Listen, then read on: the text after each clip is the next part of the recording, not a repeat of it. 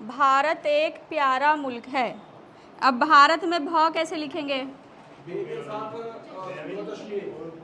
बे के साथ दो चश्मी, हे बन गया भ, भे के साथ आ गया अलिफ, आगे र और त। भारत एक,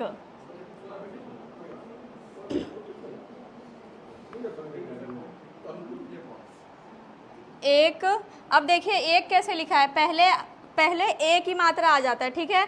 तो हम क्या करते हैं, उसके साथ अलिफ लगाएंगे। कोई भी मात्रा पहले आएगा तो क्या करेंगे, अलिफ के साथ उसको लगाएंगे। तो पहले अलिफ, फिर एक ही मात्रा, फिर क। एक प्यारा, प्यारा कैसे लिखेंगे?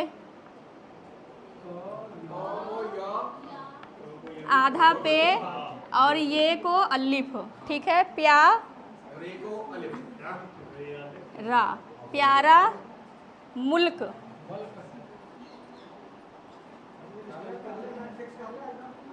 प्यारा मुल्क।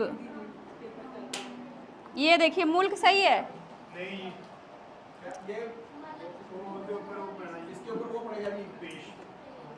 छोटा ऊ के लिए मीम के ऊपर पेश पड़ेगा।